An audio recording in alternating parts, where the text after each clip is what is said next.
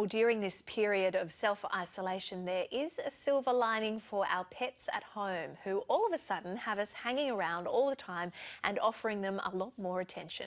The extra time at home has meant that many people have purchased or adopted a pet to keep them company. Now, as Australia begins to consider easing some restrictions, there are concerns from animal shelter staff about the impact this will have on our furry friends. Let's now speak to Susanna Talevsky, and I believe that's Toby from the Lost Dogs. Hello, Toby. Hi, Susanna. Lovely to see you guys.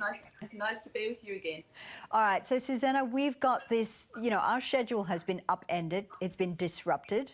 It has, Toby, yes, I agree. I'm presuming that would also disrupt the schedules for the pets as well. Would that mean that they become more clingy? Would they become stressed?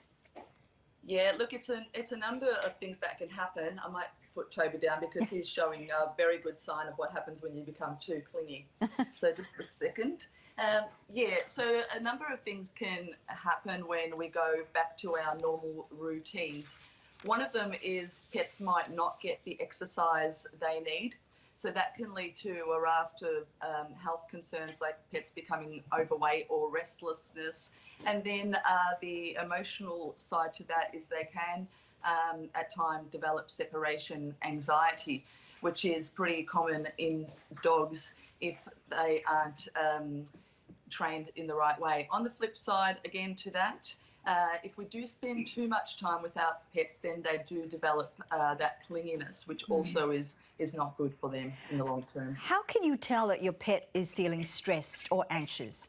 Yeah, like I said, separation anxiety in dogs is very common, especially if they're just starting to get used to a new environment, and then also if there's a change in their routine. They're creatures of habit like many of us are, and when that happens, it does stress them out, and that can manifest its in a number of ways.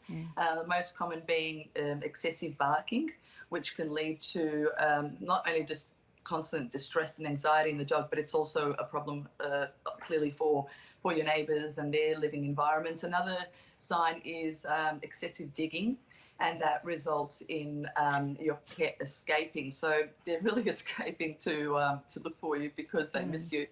And also they can become quite destructive with household items, ripping stuff up, even tearing up their own beds and things like that. All right, so we know that the easing of the restrictions is coming at some point. We're all going to have to go back to our offices or back to work and leave our pets at home. How do you think we should be handling their stress? Yes, I think early behaviour training right now is the key. While you've got time at home to be with your pet, behaviour training is absolutely pivotal to them having a happy future once you do go back to work. At the Lost Dogs home, we've implemented our Pet Squad online and training portal now. So our trainers are online with consultations, ready to make sure your pet is ready for when you go back to work. One quick tip I can give your viewers is it's really important to start leaving your dog alone for a few hours at a time, so it gets used to the environment, so it's not a really big shock when that happens. And really making sure that their alone time is fun, that they look forward to it. So something like a Kong ball outside, treats, anything where they associate being alone with having fun is really important. So positive reinforcement, saying to your furry friend that it's okay, it's fun, and I'll be back soon.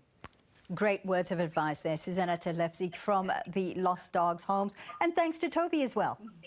Thanks, guys. See you next time. See ya.